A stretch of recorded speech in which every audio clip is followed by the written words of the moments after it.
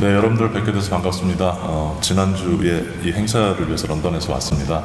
많은 분들 참석해 주셔서 너무 감사하고, 여러분들께 제가 가진 생각뿐만 아니라 우리 역세권 개발, 역세권 재생에 도움이 되는 그런 시간을 만들어 보도록 노력하겠습니다.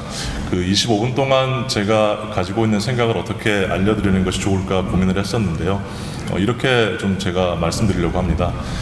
유럽에서 역세권 재생, 역세권 개발, 그리고 역세권 재생이라고 하는 것이 왜 화두가 됐고, 그리고 지금 여러분들이 보고 계시는 주제인 21세기 유럽의 역세권 르네상스라고 하는 타이틀은 이제 제가 사용을 하고 있는 용어이고요. 그리고 제 발제 자료에서 제가 신역세권이라는 용어를 또 쓰고 있는데, 그 신역세권이라는 용어도 공식적으로 지금 이론적으로나 실무적으로 정의된 단어는 아니고, 제가 지금 신역세권이라고 하는 유럽의 도시 개발과 재생을 정의하기 위해서 사용하는 단어라는 것을 미리 말씀드리고요. 이것이 왜 지금 우리에게 중요한가, 그리고 유럽의 도시 재생이 왜 우리에게 의미를 가질 수 있는가, 그리고 도시 재생에서 역세권 개발, 역세권 재생이 어떤 화두를 우리에게 던지는가에 대해서 말씀드리겠습니다.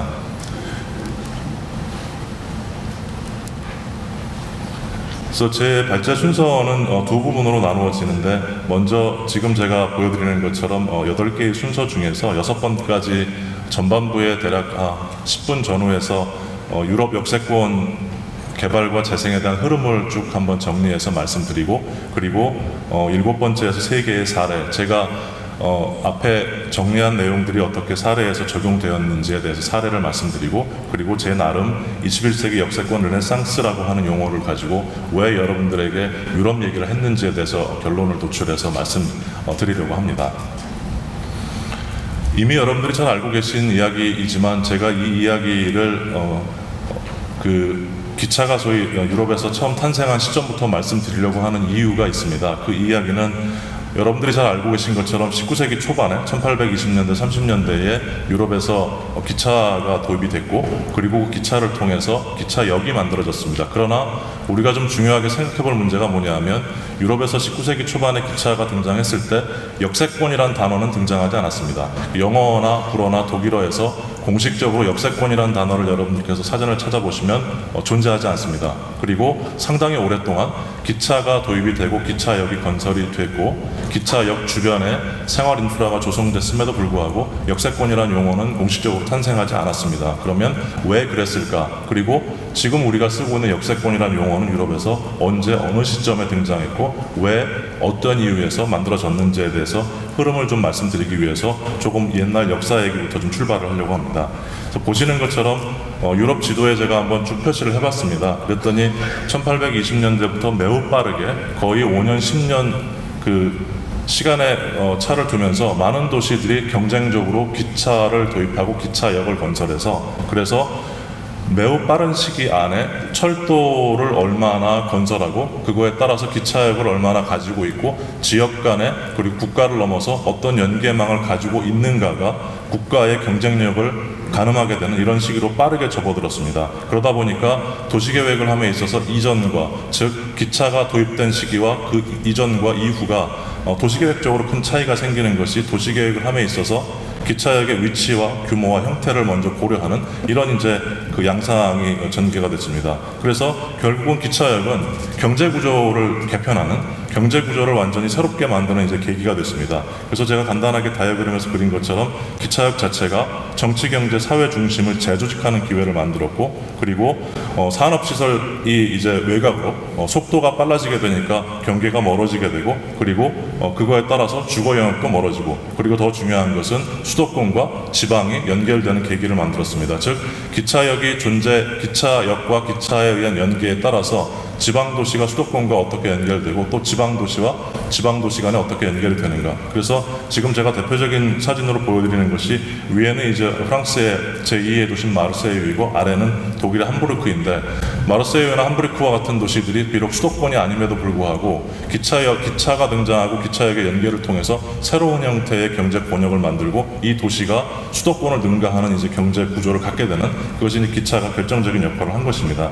그래서 아래 다이어그램처럼 기차가 등장하면서 처음에는 수도권의 역세권이라고 하는 초기 단계의 역을 중심으로 한 일종의 커뮤니티가 형성이 됐고, 그 다음에는 그것이 이제 대도시의 역세권으로 확장이 되고, 최종적으로 이제 중소도시로 넘어가게 되는 이런 이제 일종의 그 순차적인 순서를 맞게 됩니다.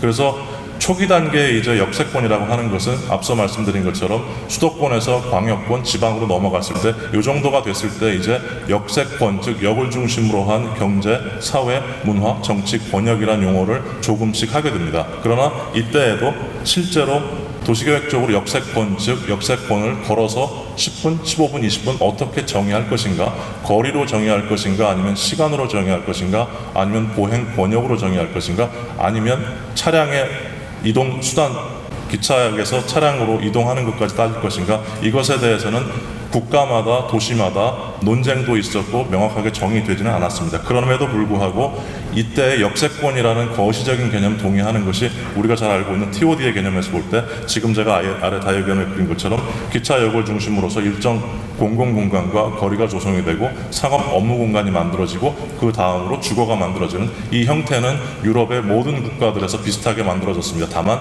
차이가 있다면 이 거리의 개념을 어떻게 볼 것이고 여기에서 상업 업무 기능을 어떤 것을 집어넣을 것이냐에 따라서는 차이가 있습니다. 지금 보시는 사진은 이제 대표적으로 초기에 유럽에서 가장 빠르게 역세권을 지방에 조성했던 버밍엄이라는 도시입니다. 버밍엄을 보면 이제 유럽에서 역세권이 단순하게 기차가 지나다니는 기차의 종착역이 아니라 도시의 중심으로서 한 도시에서 기차역이 어떻게 경제 구조를 완전히 재편했는가를 보여주는 이제 그런 사례입니다. 그래서 초기 단계의 역세권이 구성되면서 이제는 적어도 역세권이라고 하는 것이 막연하게 존재하겠다라고 하는 단계에서 가시화되기 시작하면서 두 가지의 변화가 생기는데, 하나는 역 자체의 퀄리티를 높이는 것, 즉 과거에는 기차를 내리고 그 다음에 타는 곳이었다면 이제 역세권이라는 개념이 등장하면서 역 자체가 하나의 상징성을 가져야 되고 역 자체가 공공공간으로 인식되게 되는, 그래서 지금 제가 보여드린 두 장의 사진은 위쪽의 경우는 여러분들이 프랑스를 가시면 제일 먼저 맞게 되는 가레드노드 북역입니다. 파리의 북역이고 아래는 이제 런던의 패딩턴역입니다.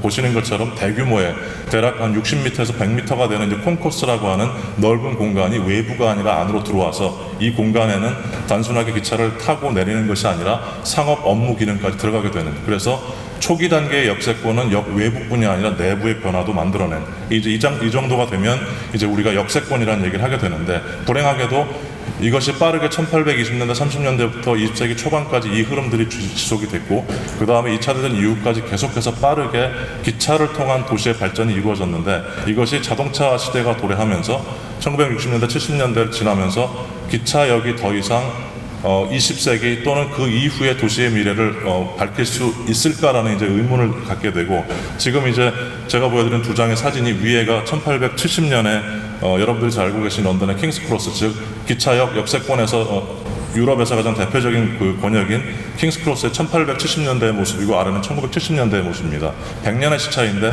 여러분들 보시기에 어느 것이 더 역세권 같아 보이시나요? 당연히 위에 1870년대의 역세권은 기차역과 기차역 주변의 업무 상업 기능과 거리와 공공공간이 잘 갖추어졌지만, 오히려 100년이 지난 1970년대에는 자동차가 기차역을 다 감싸서 도저히 역세권이라고 우리가 할 수 없는 모든 권역이 다 깨졌고, 더 중요한 것은 이것을 통해서 기차역이 이제는 도시의 발전이 아니라 도시의 쇠퇴를 악화시키는, 그래서 오히려 기차역이 도시에서 나쁜 존재로 간주되고 역세권은 도시에서 살기 어렵고 그 다음에 무엇인가 하기 어려운 공간으로 전락하면서 자연스럽게 재생이라는 표현과 연결이 됩니다. 그래서 역세권의 재생이 곧 도시 재생의 핵심으로 등장하는 이런 이제 새로운 시대를 맞이하게 됩니다. 그런데 이와 같은 그 역세권의 부정적 영향, 부정적인 상황은 다행스럽게도 매우 빠르게 반전이 일어나는데, 그 반전이 바로 고속철도의 등장입니다. 여러분들이 잘 아시는 것처럼 프랑스의 떼제베나 독일의 이체가 등장하면서 1970년대 지나면서 고속철도가 결국 도시 간 연결의 속도를 획기적으로 줄이게 되니까 이것이 새로운 형태의 도시를 만들 수 있다는, 즉 자동차 시대로 인해서 새로운 라이프 스타일이 만들어졌다면 고속철도가 자동차로 만들어진 라이프 스타일의 대안이 될 수 있다라고 하는 움직임이 만들어지면서 새로운 형태의 두 개의 이제 그 역세권이 만들어지는데, 여러분들 보시는 그 다이어그램의 위에는 기존의 기차역, 즉 초고속 열차가 아닌 기존에 다니던 기차역을 확장해서 초고속 열차를 받아들이는, 그래서 일종의 리노베이션의 형태로 철도를 만들어서 역세권이 조성이 되고, 아래는 완전히 새로운 형태 신축을 해서 역세권을 만드는, 그래서 이 당시가 되면 1970년대 80년대에는 두 가지 형태의 역세권이 등장하는데, 하나는 리노베이션 중심의 역세권이고 아래는 완전히 신축을 한 역세권, 이렇게 이제 두 가지가 나눠서 등장하게 됩니다. 이때 이제 이와 같은 역세권에 조금 더 이것이 도시의 미래를 밝힐 수 있겠다라고 하는 기름을 부었던 이제 좋은 일종의 원동력이 뭐냐면 바로 환경에 대한 고민입니다. 1970년대 80년대 유럽에서 환경이라고 하는 것이 가장 중요한 도시 아젠다이자 비전으로 자리 잡았습니다. 이 시점에서 결국 환경이라고 하는 것이 우리 도시에서 어떤 역할을 할까 해서, 여기에서 대중을 설득하고 전문가를 설득할 수 있는 여러 가지 데이터들이 등장하는데, 그 중에 제가 하나만 보여드리면, 지금 보시는 위쪽의 데이터는 리옹에서 투린, 즉 프랑스의 리옹에서 이태리 튜린까지의 화물을 운송하는 이제 데이터 통계인데, 보시는 것처럼 2010년에는 이제 80%가 자동차, 그 다음에 20%가 기차였는데, 이것을 2030년까지 50대 50으로 바꾸겠다. 이렇게 되면 어떻게 되느냐? 당연히 훨씬 더 친환경적이고, 여러분들이 잘 알고 계신 것처럼 탄소 중립적인. 그래서 이와 같은 데이터들을 유럽의 거의 모든 도시들이, 모든 국가들이 이제 펼치면서 시민들에게 기차를 이용하는 것이 곧 친환경적인 삶이다라고 하는 것, 즉 전문가를 넘어서 일반인들에게 기차가 곧 우리 도시의, 우리 삶의 미래다라는 이제 대안을 등장시키고, 그러면서 자연스럽게 아래 보시는 것처럼 이제는 유럽의 모든 도시들의 1970년대 80년대를 넘어서면서 역세권 중심으로 해서 도시가 만들어지는 것이 너무나 당연한 것으로 받아들여지게 되는, 그렇게 해서 이때부터 이제 제가 개인적으로 주장하는 신역세권이라는 게 등장하는데, 신역세권이라고 하는 것은 기본적으로 친환경을 가장 상부의 축으로 두고, 우리가 지금 계속해서 얘기하고 있는 스마트 시티라고 하는 개념도 이제는 우리가 가지고 있는 가장 높은 수준의 기술력과 재료, 모든 것들을 역세권에 도입해야 된다는 것, 그리고 이제 가장 앞선 첨단 비즈니스 플랫폼까지 기차역으로, 즉 도심의 중심부에 있던 영역들을 기차역으로 가지고 와서 결국 도시에서 가장 중요한 모든 활동의 중심을 역세권으로 만들자라고 하는, 그래서 신역세권이 등장을 하게 됩니다. 이제 이 시기가 되면 이제는 우리가 기존에 상상했던 것과 다른 형태의 역들이 등장하게 되는데, 제가 일부러 좀 생소한 사례를 가지고 왔는데요. 여러분들 좌측에 보시는 게 네덜란드 헬몬트 역세권입니다.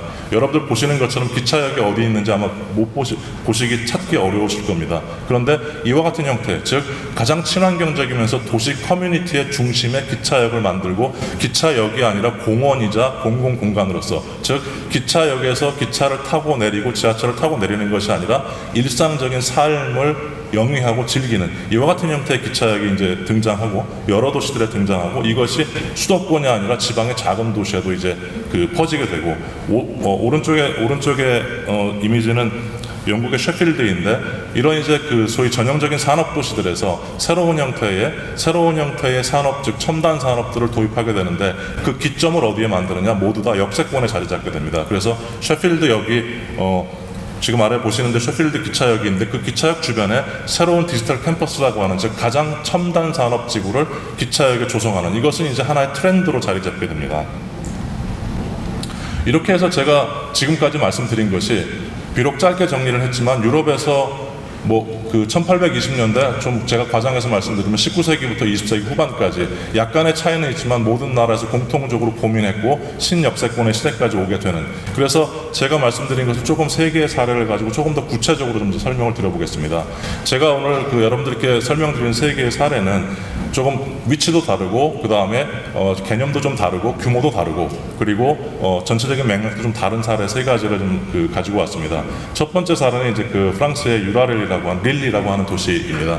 여러분들 지도에 보시는 것처럼 릴은 영국과 프랑스와 위쪽의 네덜란드와 독일을 연결하는 완전 중심부에 자리한, 즉 릴을 거치지 않으면 유럽으로 대륙으로 나갈 수 없는, 이것이 왜 중요하냐면, 이렇게 따져보면 유럽에서, 즉 초고속 열차, 새로운 형태의 스피드를 낼 수 있는 초고속 열차에서 도시가 새롭게 연결된다, 이렇게 해서 도시가 새로운 형태의 경제 구조를 가질 수 있다, 이와 같은 형태로 따져보면 대략 한 30여 개의 도시가 이와 같이 허브 역할을 하는 도시들이 있고, 이 허브들은 결국은 이제는 관통해서 통과해서 내 도시를 지나가는 것이 아니라 내 도시에서 사람들을 머물게 하고 비즈니스를 하게 하고 새로운 형태의 액티비티를 갖게 하는, 이와 같은 형태로 도시들이 자기 도시의 성장 동력을 바꾸게 됩니다. 그 출발점이 이제 릴이라고 할 수 있습니다. 그래서 절대적인 출발점이 된 이유가 바로 보시는 것처럼 결국 도시 간 연계, 국가 간 연계의 차별화가 가능하다는 것. 이것은 이제 유럽뿐이 아니라 거의 모든 전 세계에서 모든 도시들이 비슷한 맥락이라고 보실 수 있습니다. 그래서 이제 릴은 두 가지의 이제 그 중요한 화두를 가지고 있는데, 런던과 파리와 브뤼셀을 연계하는 하루 생활권, 일일 생활권을 만들겠다는 것, 그리고 그걸 이용해서 국제 업무 지구와 문화예술 허브를 만들겠다는 것. 이것이 이제 유라릴이라고 부르는, 이제 릴에 만들어진 역세권을 유라릴 역세권이라고 부릅니다. 그래서 여러분들 보시는 사진의 아래쪽이 이제 기존에 있는 아래쪽 우측에 있는 것이 기존에 있는 기차역이고, 그 다음에 맞은편이 이제 유로스타가 들어오는 역을 새로 만들어서 두 개를 합치는, 기존의 역의 기존 역사는 그대로 두고 새로운 유로스타가 들어오는 역을 새로 합치는 이제 그러한 형태입니다. 그래서 기존의 도시가 가지고 있는 맥락을 유지하면서 네 개의 권역으로 나누는데, 그 중심, 여기서 보시는 것처럼 비즈니스 센터가 들어서는 곳이 유로스타가 들어와서 유로스타를 타고 유럽에서 릴로 온 사람들이 그냥 거쳐가는 것이 아니라 여기에서 업무를 보고 생활할 수 있게 그와 같은 새로운 권역을 조성하는, 그래서 센터를 중심으로 위쪽과 아래쪽에는 전부 주상복합으로 주거와 업무가 결합된 형태로 이제 조성이 됩니다. 그래서 지금 이제 유라렐에 적용된 6개의 핵심 개념들을 제가 그 다이어그램으로 그려봤는데요. 이걸 전부 다 제가 설명드리지 않고 간단하게 개념만 말씀드리면, 결국 핵심은 새로운 형태의 비록 개념을 도입했지만 기존의 릴이 가지고 있던, 즉 기존의 릴이라고 하는 도시의 기차 역사가 가지고 있던 맥락을 최대한 유지하면서 유로스타로 인해서 들어오는 새로운 동력을 어떻게 가미해서 이것을 이제 그 거대한 역세권으로 만들 것인가. 그래서 첫 번째의 경우는 기존의 기차역과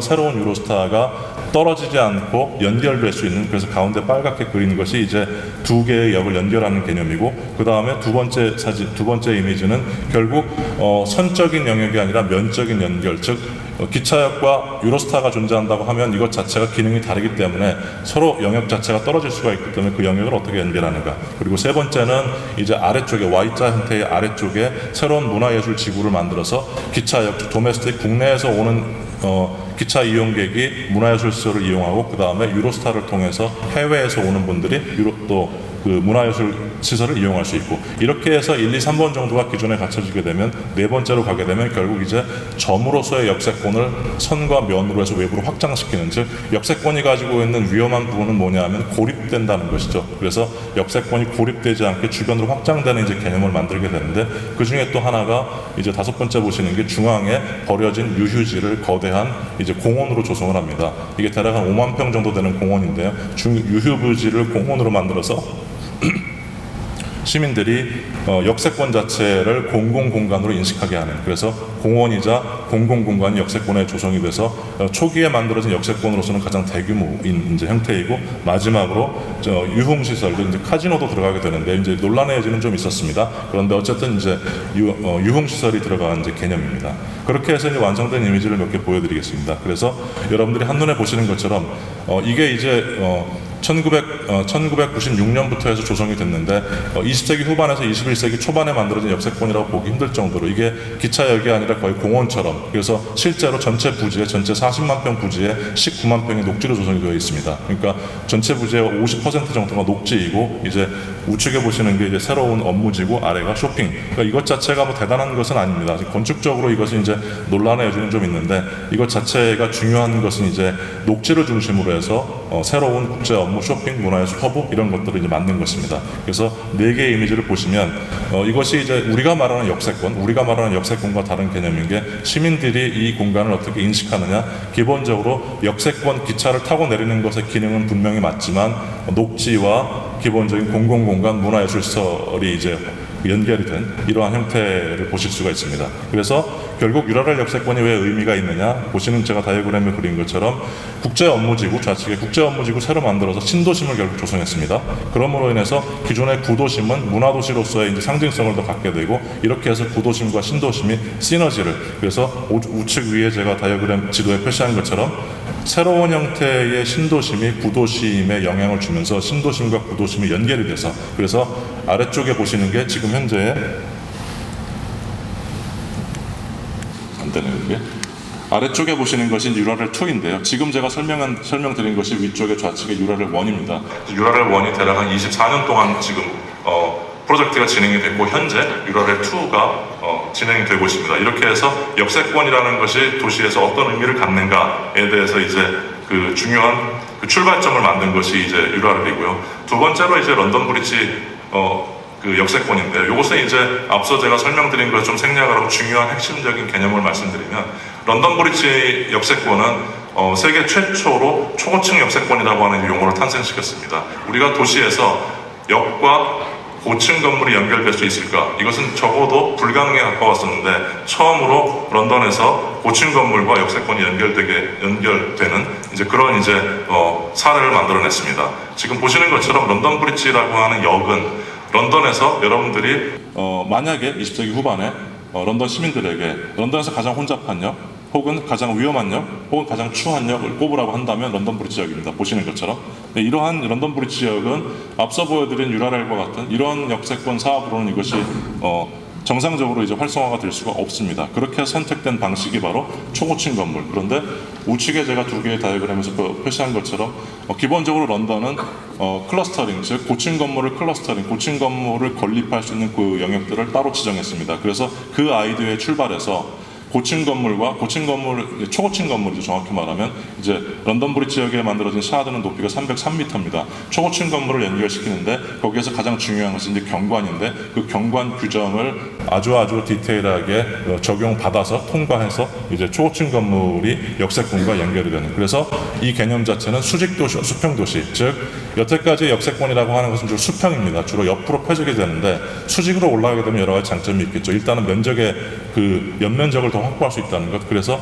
수직 도시와 수평 도시를 연결해서도 역세권의 문제, 즉 역세권이 새로운 형태의 개념을 가질 수 있다. 그래서 수직 도시와 수평 도시가 결합된 역세권으로서 런던 브리지 역세권이 이제 새로운 형태의 아이디어를 만들어냈고 지금 보시는 것처럼 제가 왼쪽에 다이어그램에 그린 것처럼 역세권 자체가 초고층 건물과 만난다고 했을 때 여러분들이 당장 갖게 되는 의구심은 대단히 교통이 혼잡하고 여러 가지 동선이 꼬일 텐데 라는 생각을 하실 수 있을 텐데 그 문제를 해결한 방식이 1층, 즉 그라운드 레벨에서는 기차가 다니지 않고 2층에서 연결이 됩니다. 그래서 1층은 거리로서 완전히 비어진 콘코스로 아래 두 장의 사진에 보시는 것처럼 공공 공간이자 쇼핑몰로 이용이 되고 기차는 실제 2층에서 연결이 되고 초고층 건물도 2층에서 연결이 되기 때문에 이것이 이런 해결 방법이 가능하다라는 이제 그 선례를 만들어냈습니다. 이렇게 해서 런던 브리지 역은 실제로 고층 건물과 기차역에 연결됐지만 새로운 형태의 거리를 만들고 공공구간을 만들고 끊겼던 기차역으로 해서 끊겼던 남북 간의 거리와 동서 간의 거리를 연결시키는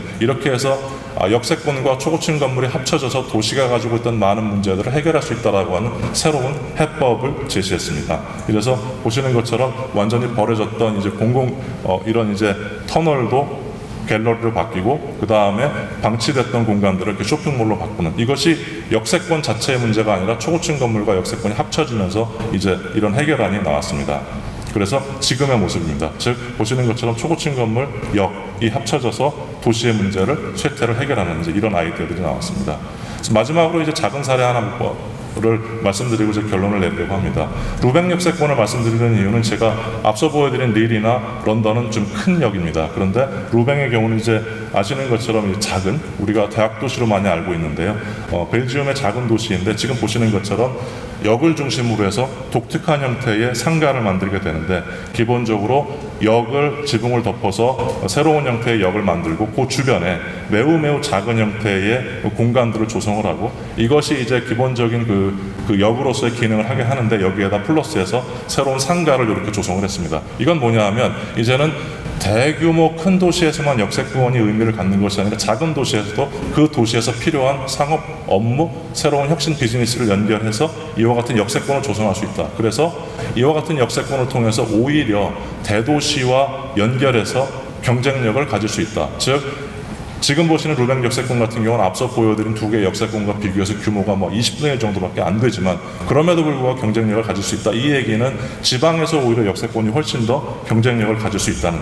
그래서 마찬가지로 역세권이 갖는 의미가 새로운 공공공간을 만들어내고 녹지를 만들어내는, 그래서 루뱅 역세권과 같은 사례들이 유럽에서 많이 등장을 하게 되는데 시민들은 어떤 관심을 갖게 되냐면 역세권이 만들어진다고 했을 때 역세권 개발과 역세권 재생을 통해서 새로운 공공공간과 새로운 형태의 녹지와 새로운 형태의 라이프 스타일을 누릴 수 있다라고 하는 긍정적인 사인을 주게 됩니다. 그래서 보시는 것처럼 현재 작업 중인 모습입니다.